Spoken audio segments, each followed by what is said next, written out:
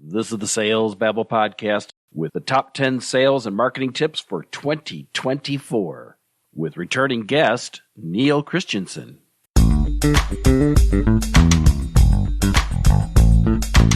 Welcome to Sales Babble, the podcast that shares selling secrets for non-sellers. And now your host, Pat Helmers. Welcome, Neil. Hi, Pat. Have we started? We have started. Oops. All right. This is, today we're working on our annual top 10 list. This is something we've been doing for how many years? This is year number 10. 10. 10th anniversary. Which makes me feel old and makes me feel like honored to be here once again. I can't believe you brought me back 10 times for this. It is kind of amazing. I think you and I have always gotten along really well. I would let you on this podcast. Yes. Well, I think it's weird. I was thinking about, I remember I first met you deep in the suburbs at a meetup. And we were both kind of surprised that we live within 10 minutes of each other. Yeah, you got way up out and here said, in the boonies. You got up and introduced yourself and said something about living in Plano or being from Plano or something like that. And I'm like, oh, I know where that is. That's close to me. I had to drive through it to get here. Yeah, so here we are. You know, and your expertise is marketing.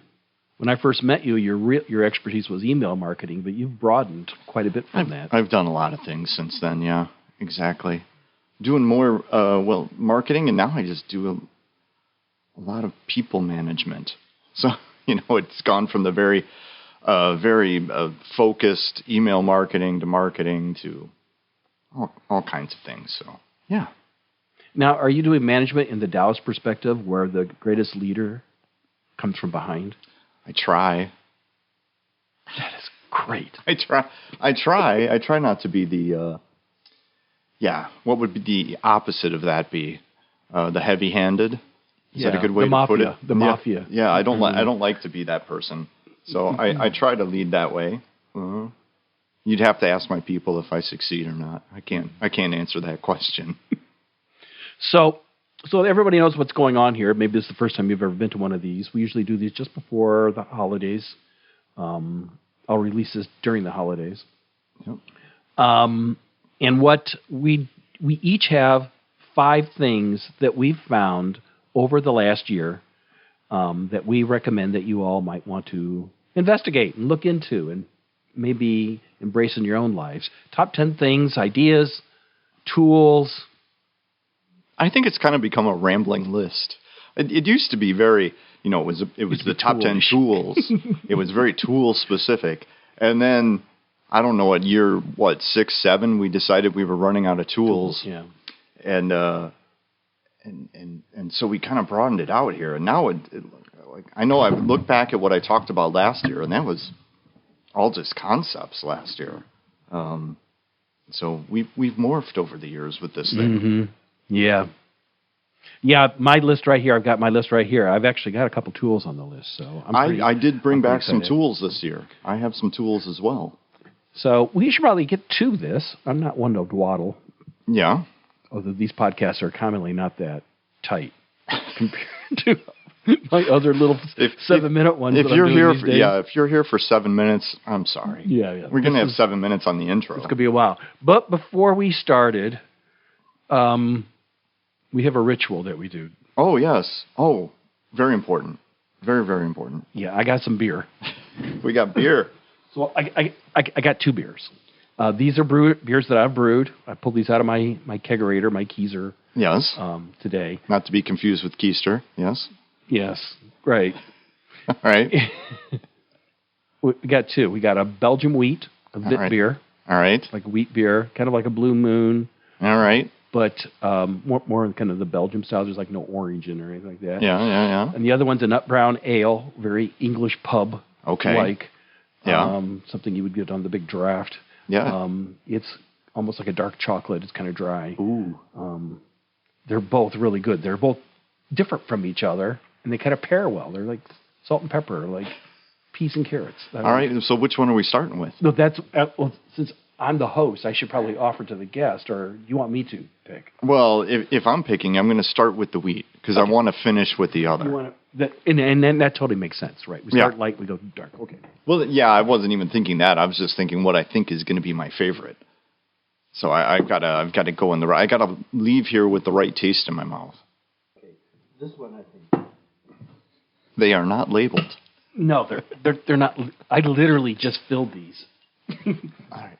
You're supposed to pour this near the microphone so people can hear it. That looks like it is the lighter one. Yeah. Oh, a lot of the foam's left it already. So, for those that didn't hear, Pat is serving me flat beer. Well, I wouldn't say it's flat. It's got a little, it's still got some foam to it. Ooh. Yeah.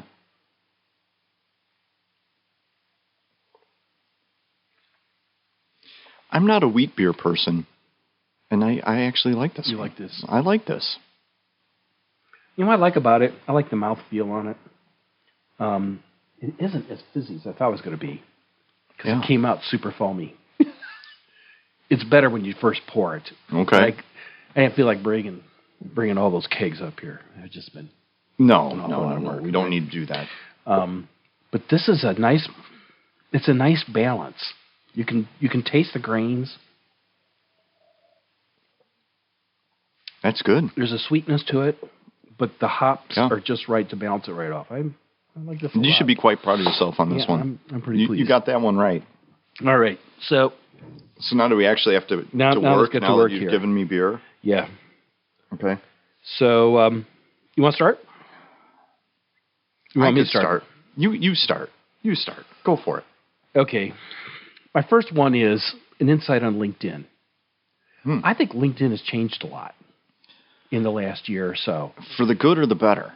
No, for the worse. Yeah, I'm sorry. I meant for the good or the bad, and I said for the good or the better. But yeah, I don't pay for Navigator. Yeah.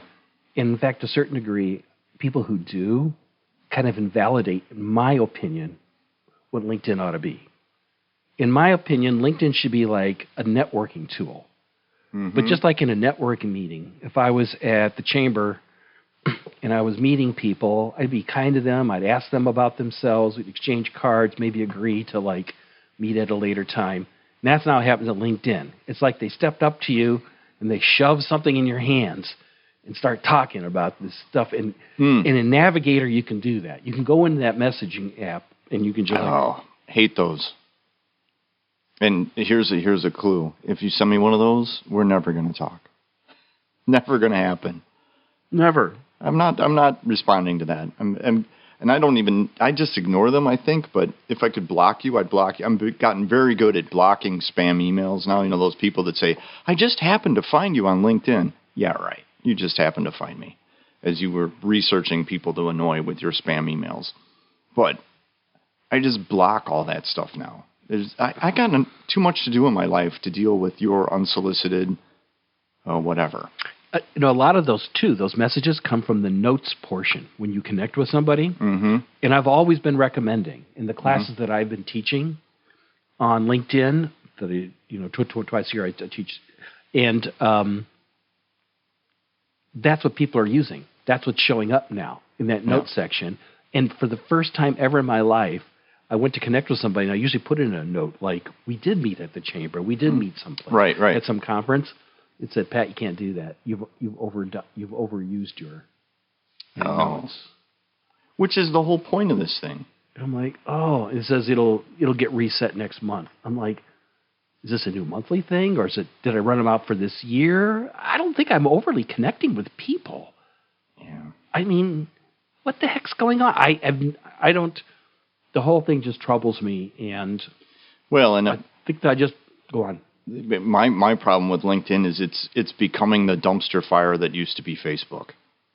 It's like we've just taken all the crap on Facebook I didn't want to see and left, and we're bringing it over to LinkedIn now. Yeah, it's no longer about connecting with business, fellow business people or circles or segments of business and industry, whatever. it's just becoming another social platform to air your grievances and chest thump, and I'm tired of it. Tired of it. Yeah. Yeah. I don't use it much. So I guess I don't know what the real advice here. My advice is don't play into this. Use it properly as best you can. Right. Really treat everybody like they're a real person. It's a P2P situation, even though they're virtual. Mm-hmm. But in my mind, when you're talking to somebody on LinkedIn, do it like it's in real life, IRL. Yeah, or have a real reason to reach out to somebody other than just trying to sell them something. Like if they had reach out to me with a legitimate reason, or if I see like we're in a similar circle, I'm more inclined to pay attention. But when it just starts right out of the gate with, I want to be your Amway salesperson, I just can't take it. And I'm not going to respond. Yeah. Not going to respond. So that's my first one. All right, then. Treat LinkedIn like real life. Good advice. Does that mean I'm going now? So I gotta pick one? I haven't put these in order, so I'm trying to decide what pairs well. There is no order. What pairs well with that? Well, I'm gonna wade in slowly. So I'm gonna start with it's not really a tool, it's a service. And it's called Floxy. And we use Floxy a ton in our business. And Floxy is one of those services that does graphics for you, where you have like on staff, you have like a little team behind the scenes that's working on your business in graphics. So, we're not big enough that I need a graphics department or hire somebody full time, but I basically have a full-time person working for us for very affordable price as to what it would cost me to hire a full-time person. Right. And actually, though, there's a couple of people we rotate back and forth on the service, and they're here in the U.S. It's not like it's getting outsourced. We use it to death, and I've been very happy with that. So I thought that would be a resource I could share with people, because if you're trying to make some sort of sales brochure or some leave behinds or business cards and all that stuff, and you're trying to do it yourself and you are not graphically minded, it can look as such when you make it, right? Like I'm not a very good designer, but I can fake my way through Photoshop, but that doesn't make me a designer. Actually, the people we found on there through this service are actual designers and can make it look nice and take our brand and do stuff with it that looks cool. Have they been using any of the new AI tools like DALL-E, the new Microsoft Bing, the Bard? I've played some of those. They have not that I'm aware of. I'm sure they could, I suppose, but they have not. They're just super creative. The one girl that works with us most of the time, she just hand draws stuff. Wow. She's an actual artist. Unlike a lot of graphic designers, like she's a real artist, so we can give her stuff. And we did a promo for a Thanksgiving, Black Friday promo, and we used a turkey, and she hand drew the turkey because I said, I want it to look something like this is what I'm thinking, and then she just drew it. Wow. Okay. Yeah. So pretty cool. That's if you're looking for some help in the graphics department, highly recommend that one. And just to remind everybody, I'm going to put this stuff in the show notes. Oh, yes. So people, we'll give you a link. Floxy, so that people can know that. All right, what else you got for me? Okay, my next one's, I want to talk about ChatGPT. I knew this was coming. AI. All right.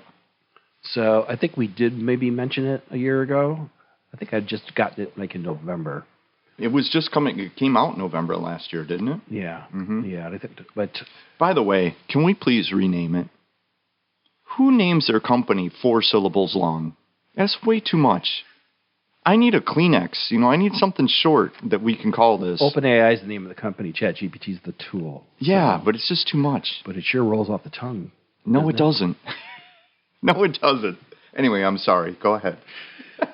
A lot of people complain about this. I hear the new Microsoft one's got an even longer name. It's got like 7 words. Like Bard. That one I can do. You can go with that. Yeah. Yeah. So, anyway, go ahead. Your thoughts? I use ChatGPT a lot, but I don't really have it write anything. I don't have it write anything that I do. But I do like to use it for research. I almost feel like it's my co-pilot in some topics. It can find stuff on the internet easier sometimes than I can. Okay. But sometimes it's the opposite. The opposite? Yeah. Meaning it's not correct? Yeah, or it just can't get the answer right. It can't get a pointed enough answer. Yes. Well, it invents stuff. I would point out that it is a large language model, not a large knowledge model. Yeah. It's just word salad that it's trying to figure out the percentage of likelihood that the next word that follows this word that follows that word, and it's not basing it on facts. Absolutely true. Absolutely, yeah. So I actually gave a talk on this. Did you see that? We saw that I did not gave a talk in St. Charles a month ago. No, I didn't see that one. I think I talked for like 2 hours. About so you just hit the high points. We were talking about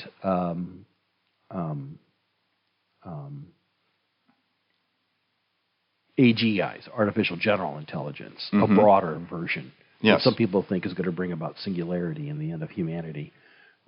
Mostly what we've been working on are narrow AI, like DALL-E, like or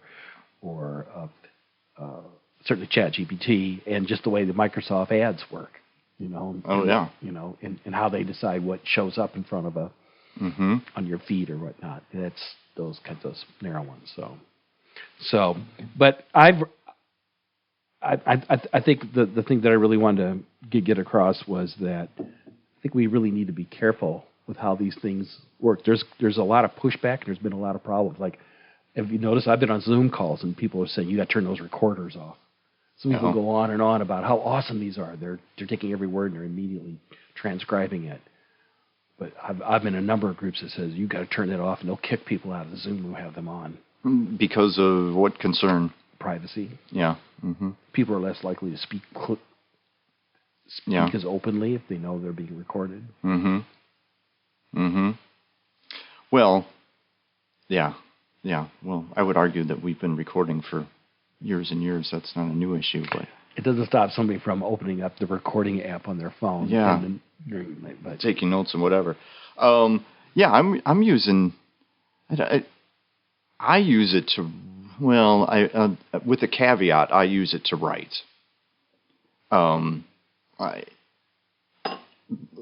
I've used it to create some contracts for me, which it does a pretty good job at. I actually created one, sent it to my lawyer, and said, hey, check this, and he didn't really find much wrong with it.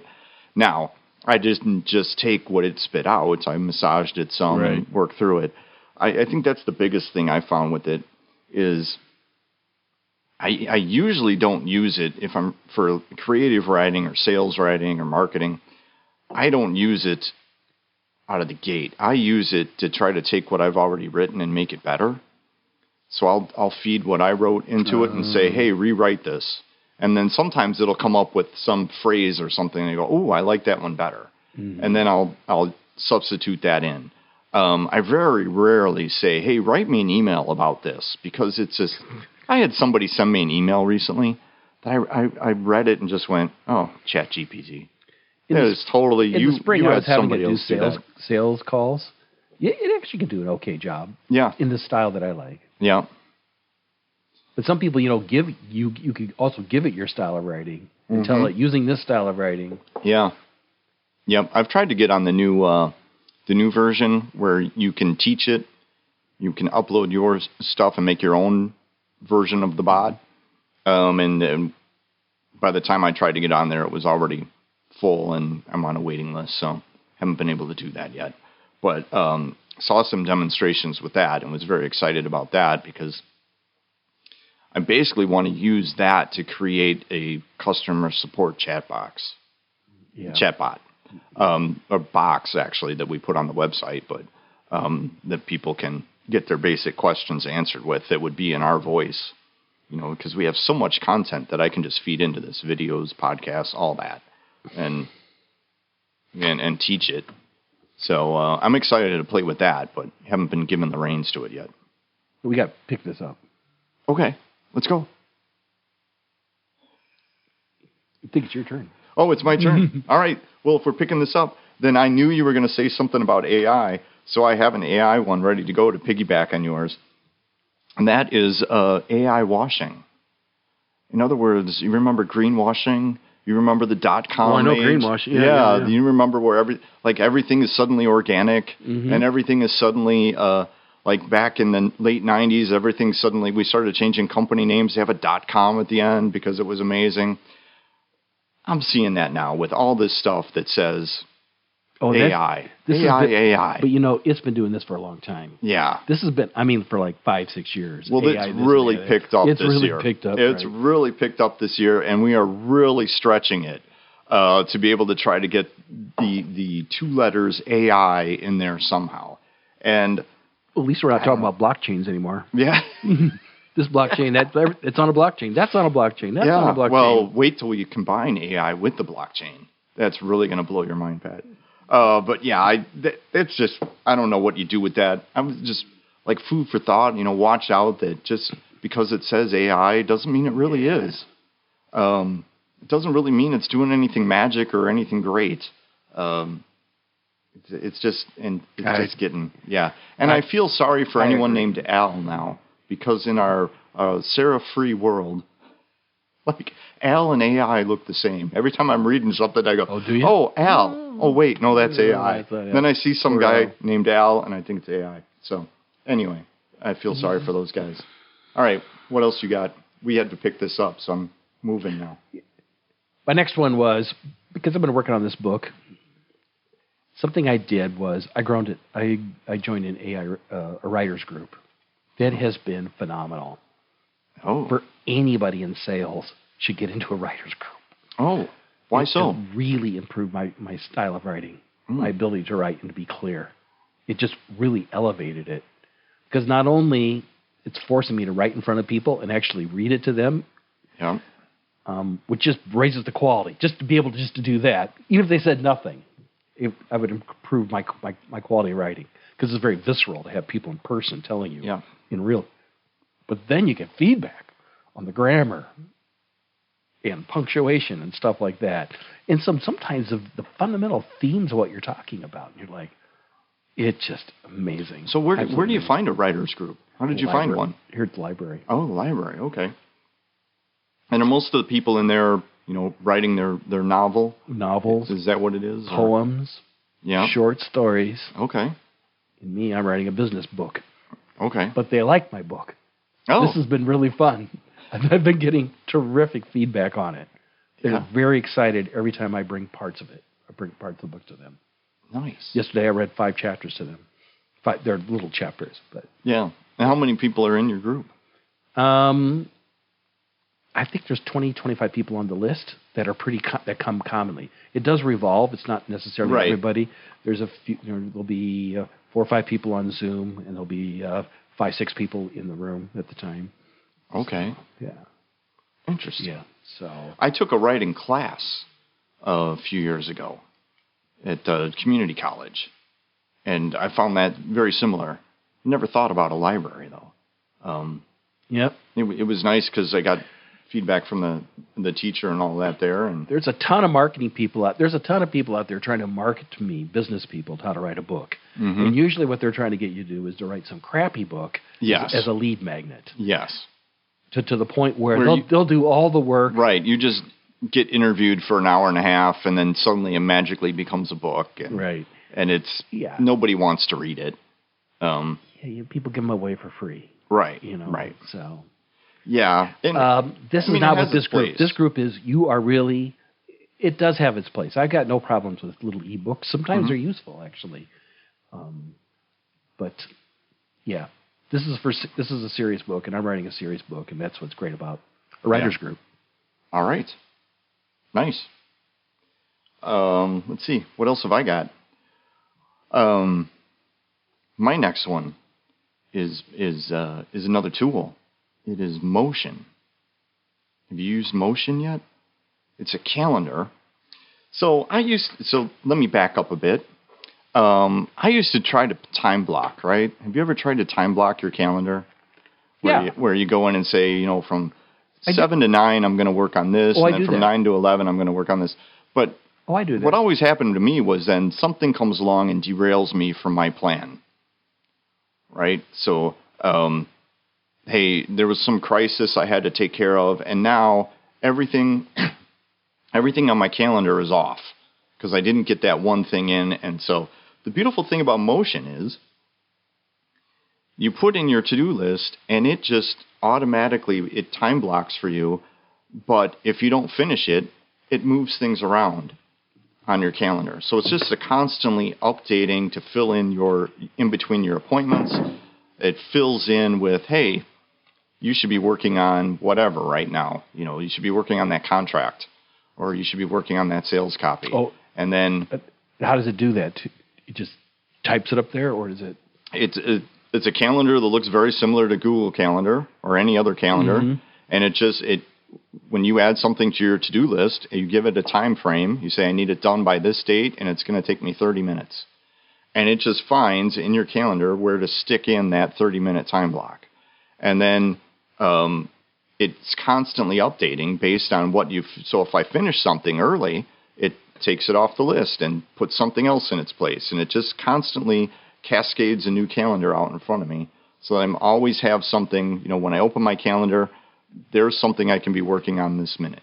So it's kind of a project management tool. It can double as a project management tool, yes. I think they even kind of bill it that way a little bit.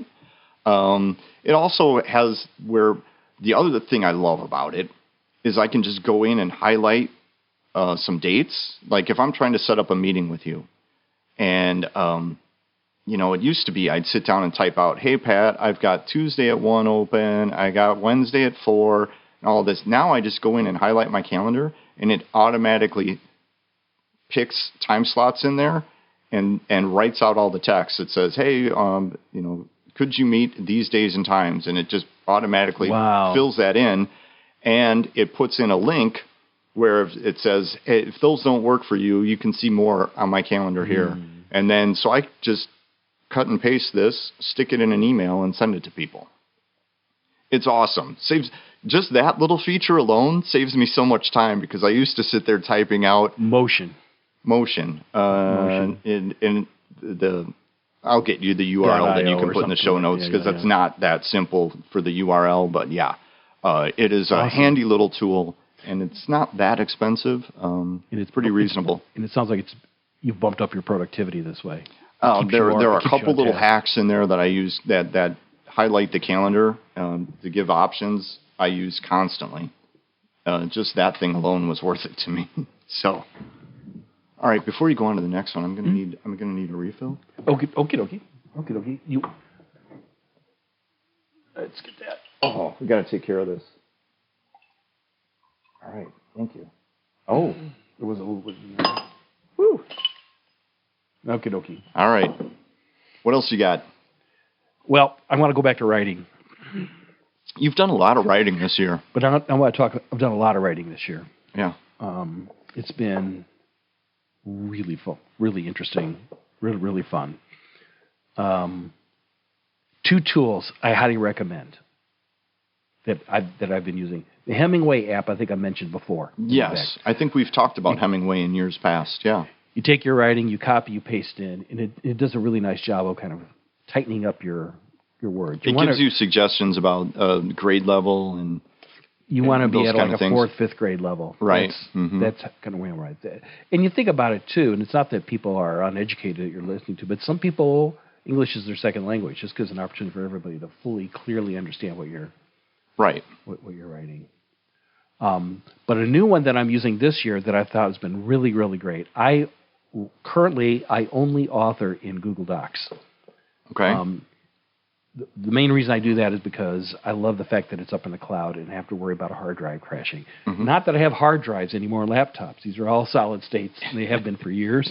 But I still have a hard drive mentality in my head. It's hard to let go. Well, you can lose the laptop, though, too. So, I could. Yeah. It's a possibility. Unlikely, but it's possible. Right. Grammarly. Oh, yeah. Is an add-on that I have on there. Yes. A plug-in. Yes. It's just amazing. I'm useless without it. I've had Grammarly for years. Actually, Grammarly was on my list in 2019, looking back. Really? Yep. I'm looking through my list and I'm pretty sure I talked about that once. 2019, I talked about 4 years ago. I talked about Grammarly. Yeah, it's awesome. Go ahead. Guys, I didn't realize I should be going back and auditing this list. Well, I don't have what you talked about in all these years, just what I talked about. Well, that's all I have to say about. Well, what do you use with it? Like, why do you like it so much? All my show notes. I write a lot of show notes. Mm-hmm. Not only for Sales Babble, but for the cannabis podcast that I have too. Yeah, because I interview people on there, and there's a lot of writing in those. So those things really matter to me, and I copy and paste a lot of that into LinkedIn, into Facebook to share over there. Are you doing a paid version of Grammarly, or are you doing the free version? I think I just have the free one. There's a paid one. I think they have lots of little yellow. Yeah, then you have the free one because they're trying to entice you up to the paid one. Is that worth it with the yellow things? I don't know. I have not used the paid one. I think the paid one has a lot of more like what we would consider AI features, where it's making more suggestions about how to rephrase things, whereas the free version is very grammatical. Just, you're missing a period. Hey, you've used the wrong there. You've got the wrong to. You misspelled this. But sometimes it'll take a phrase and it'll rewrite it. Sometimes it'll take a word that it doesn't like. Mm-hmm. It'll completely rearrange the sentence around. Oh, that is clever. That is clever, So I think the paid version does even more of that. Mm-hmm. Yeah. I have one called WordTune that I use for that. So I'm paying for WordTune, where I can just highlight a sentence that I've written, and it will give me 4 or 5 suggestions on how to rewrite that sentence or paragraph, which I find useful, especially for emails, because I get going too fast and that doesn't make any sense, and I just highlight it, and it goes, oh, try this instead. So, yeah. But Grammarly is awesome. And since they came out with the ability to work with Google Doc. Yeah. Awesome. Yes. Absolutely awesome. Absolutely awesome. Very much awesome. So there's a tool for you. All right. Well, I have another tool. All right. This one is, I don't know. I guess it's AI. It's another AI tool. See? Version of Look, AI. you're just doing what you were complaining about a little bit ago. I don't know if everything's got the tag AI on it. I don't know if it truly is or not. It's called Opus Clip. Have you heard of Opus Clip? We haven't had the brown ale yet. It's AI brown ale. Yes. Did you make that with the help of AI? Did you ask it for a recipe and it gave you a recipe? Funny thing, my oldest son did that. In ChatGPT, he came up with a recipe, and I think he's brewed it. But I don't know how it turned out. Yeah. He was going to use it the recipe exactly as it came out of it. No matter how ridiculous it sounded. Yeah. It looked like it was good. He kind of checked on some of the recipe books. Anyway. I don't know if it's really AI. I'm sure they have AI all over their website. It's called Opus Clip. Have you tried Opus Clip? So Opus Clip, if you're doing a lot of video, this is great. What Opus Clip does is you can feed a nice long-form video into it, and it will find 10 little snippets to pull out for TikTok, Instagram, more YouTube short, whatever, these short little video snippets you need now for a lot of these social platforms, because they are really doubling down on all this short-form content. So Opus Clip allows you to just take like an hour-long lecture or whatever it is you have and feed that into it, and it will automatically find and create 10 little clips out of that thing. And it does a pretty good job of picking out, things that would actually be interesting or things that are actually should be highlighted. I don't know how they're doing it. Again, probably AI wizardry, but that is a cool little tool if you're trying to do a YouTube channel or a Instagram Reels or something along those lines. That is cool. I used one that was doing that for podcasts last year. Okay. It would take the whole podcast and pull out little clips. Mm-hmm. This seems more useful. Do you do a lot of videos? I didn't know you guys did a lot of videos. The company does, yeah. Oh, yeah. Yeah. The vast majority of our marketing is YouTube. So, tons of video. We are a media company that happens to sell business coaching. So, we do a lot of media. We're actually in the process of building out a video studio. Oh. Because we decided to triple down on it now. Instead of double down, we're just doing even more. Because that's where all the leads come from. From YouTube? Mm-hmm. Yep. That totally makes sense. Yep. So we do a ton of video. So in 2 sentences, can you say who you work for, what you do? What I do nowadays? Yeah. So nowadays, I'm the CEO of the Contractor Fight, which is business coaching for residential home improvement contractors. So, and most of them find us through YouTube. Yeah. The vast majority of them find us through YouTube. And that makes total sense. Yeah. Yep. That makes total sense. Yeah, it's they're just scrolling YouTube, I guess. Well, some of them actually are searching for some different terms. But the thing is, too, they're on YouTube. They're looking for tips and tricks and things like that because they're working on projects themselves. They're like, well, how does somebody else do this? They're in a very visual medium. Mm-hmm. Their business is very visual. So they're on there watching. There's a lot of channels about the trade, about the tools and, the piece of wood or the catchy faucet or whatever. So they're on there watching that kind of stuff. And then we happen to show up in their feed because YouTube figures out that people that like those things also like our channel. So that algorithm they use, you think that uses artificial intelligence? It probably, yeah. It's probably some super advanced AI thing. Oh, yeah. Yep. It probably was AI before there was AI. Yeah. Uh-huh. Uh-huh. Yeah. So, yeah, we do a lot of video. Yeah. A lot of video. Cool. All right. I think this is your last one, This isn't it? is my last one. Okay. My last one is I want to talk about the power of podcasting. I'm having a lot of conversations with people, helping some people with some podcasts. It's been interesting, the sponsors that I've had this year for the podcast, and how they're really reaching out to me a lot now. Yeah. I'm in There's a lot. You can't say it, can you? A little too soon? Yeah. Can't let the cat out of the bag? Yeah. Okay.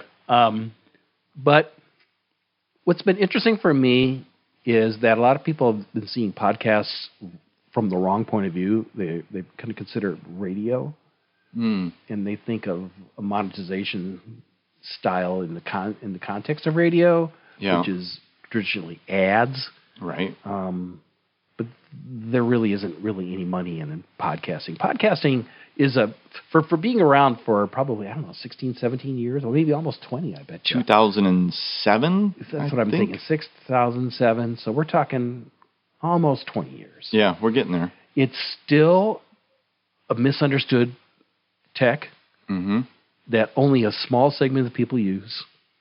Yeah. The people that use it love it. Yep. Believe in it, believe in the power of podcasting, be able to do two things at once, which is all the people that are listening to us right now. They're like this. They get it. Yep. But not everybody gets it. I mean, just the other day I was at a meetup and I said I was a podcaster, and she was like, "What exactly is that?" Really? Still? That just blows my mind that people still don't, because I've been in this since the beginning. You have been. Yes, I was listening to podcasts and making podcasts in 2008. Yeah. And I just can't believe that people still don't understand it. It's goofy. Now, I totally agree with you that there's only a select few that actually make money from the podcast and the advertising and that.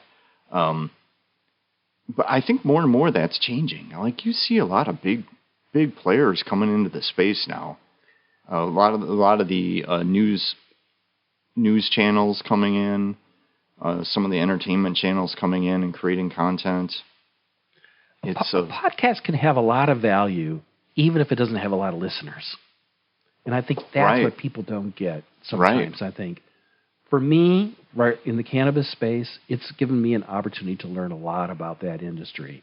It gives me an excuse to talk to anybody I want in the industry. Right. And people are honored to be on my podcast and talk about that. Mm-hmm. And I've built some real relationships with some great people. Mm-hmm. And I've become an expert on it. Well, I wouldn't be sitting here if it wasn't for your podcast. Right? Mm-hmm. Well, obviously, because we're recording one. But would we really even know each other if it wasn't for your podcast? That's right. Because you came to that networking event leading with the podcast, as I remember, when you stood up and introduced yourself. I believe you led with the podcast and talked about that, which also perked my ears, not only that you were from Plano, but that podcast. Oh, this dude's got to be cool, because I like podcasts. Mm-hmm. And, but yeah, you and I wouldn't be connected if it wasn't for it. I think there's so many other reasons to have one besides the idea that you're going to be Joe Rogan. Yeah. Right? You're going to be... Yeah, there's only a few handful of people that are going to pull those kind of numbers. Oh, yeah. I'm in the top 1.5% in the world. Did you know that? I did not know that. Congratulations. Yeah. But I'm nowhere near where I can make hundreds of $1,000s off it. Right. You know, those NPR ones and New York Times ones, and Joe Rogan, and they're like 0.01%. Oh, put a couple more O's in there. Yeah. Oh, it's very, very, very, very few. Very rarefied air there. Yeah. It's. But I am so grateful that I've had podcasting in my life. Mm-hmm. It's a commitment tool for me to write this book. It's forcing me to write this book. Yeah. And it was a huge pivot to change the Sales Babble podcast, this one that we're on right now. Right. Made some big changes on that. Yeah. And I'm very excited about other podcasts I want to start someday. Yeah. But I'm very excited about the Sales Babble podcast because I can see it turning a lot in the next year or two. Yeah. I really think I want to start bringing guests back on and talking about this topic that I am about, Taoism sales. Mm-hmm. And I'm working very hard in getting onto other people's podcasts and actually bringing those conversations into this podcast too. So it's if anyone's ever thought about doing this, I've tried to talk people out of the podcast. But the people who I'm really honest with, we have this kind of podcast production company. Yeah, I always try to talk people out of it because if you're not doing it for the right reasons, I think that will keep you motivated. Yeah, but if it is in the right, it can be huge for your business. Yeah, absolutely it can. Huge. Definitely, and it makes those connections. Like you said, you get an easy entry into a lot of places you wouldn't even. People wouldn't even pick up the phone. Free press passes to any conference I want to go to. Yeah. I get to go to all the parties. I get to meet anybody I want. It's amazing. Yeah, I don't know. Yeah. Now you're going to make me want to start another one. Yes, but you've only started 6 or 7. Not that many. No, I think you have. No, I don't think it's. I think it's 4. I'd have to sit and do the math. I'd have to get out all my fingers, but I think it's 4 that I've done over the years, 4 different podcasts. So yeah, but yes, I love them. And that's mine. That's yours. I feel like we should have ended on that one. Now I got to go. I got to do my last one. I just feel like that was a good ending. You should edit this and put mine. We're gonna edit. We're gonna open the Nut Brown Ale. Okay. All right. Well, the one thing, it's like the news story of 2023 that never was. Oh. And that's I was just going to talk about the recession that never happened. And not to get all I don't know what you would call it. I political. political or go down the wrong path. I'm thinking of this more from a business perspective, in that I saw so many people I know this year do some really dumb things to prepare for a recession that never happened. And it's not so much about the recession part of it. It's more about the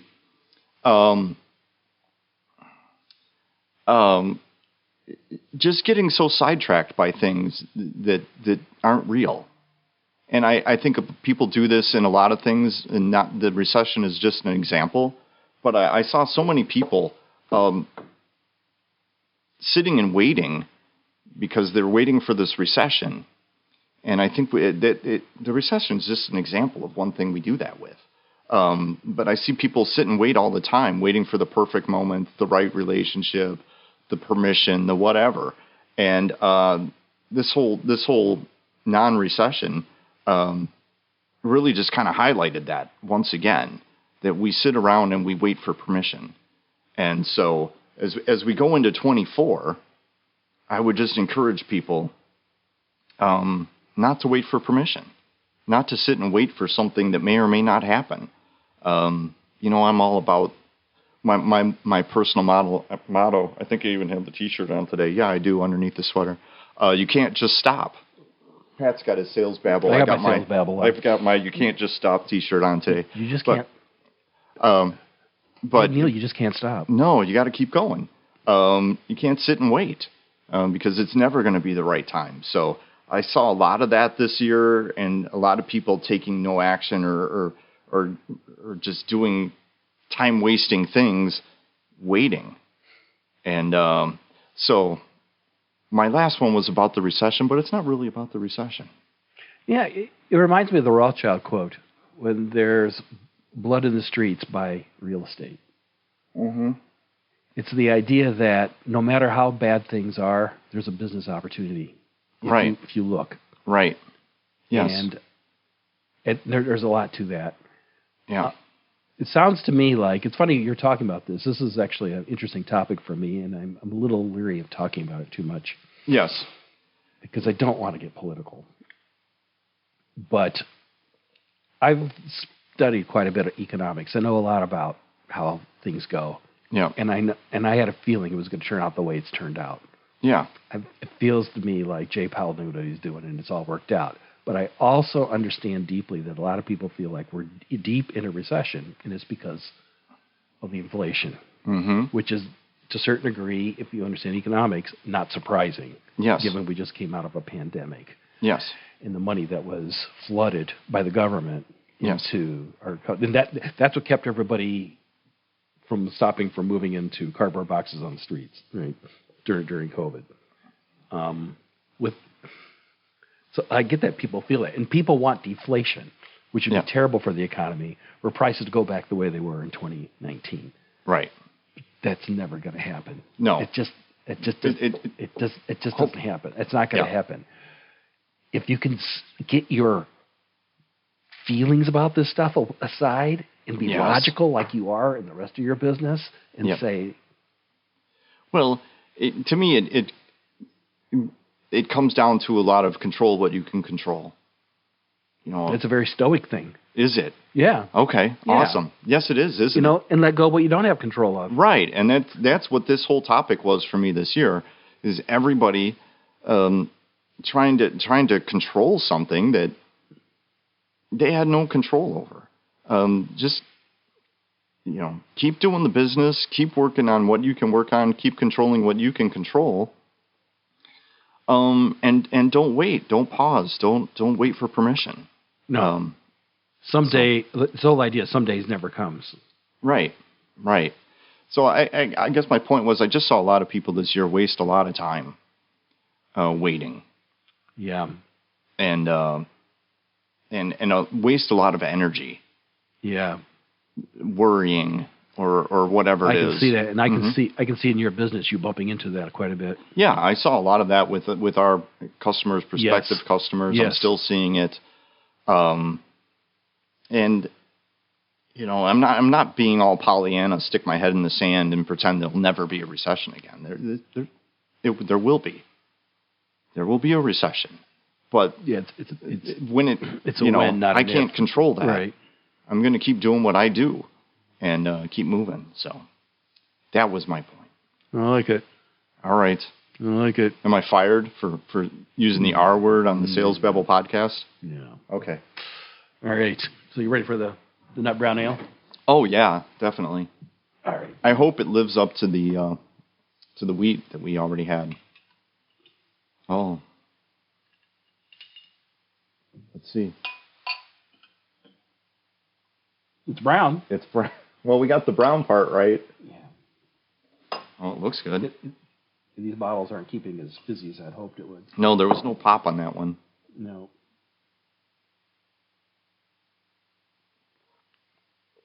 Yep. It needs to be fizzier. Maybe we need to go right to the source after this. I'm trying to think when did I pour these. Probably a couple hours ago. Yeah, we just need to go to the source. We just need to go to the pub. Because it does make a big difference. Yeah. Yep. Any parting words? This has been a really fun year. Yeah. I'm really looking forward to next year. Yep. So am I. Yeah. Yeah. I feel pretty good. I'm feeling good. Yeah. That's all I've got for today. That's all I've got for 2023. Merry Christmas. Happy New Year. Happy New Year. Happy New Year. And we'll see you on Top 10 2024. Oh, yeah. Can't wait. All right. I can wait. Thanks, Pat. Okay. Later.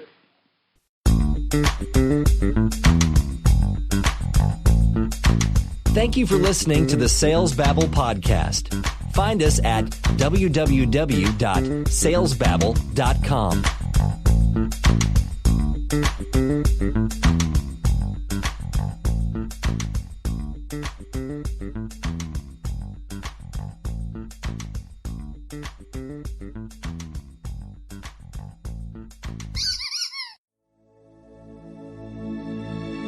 This is a production of Habanero Media.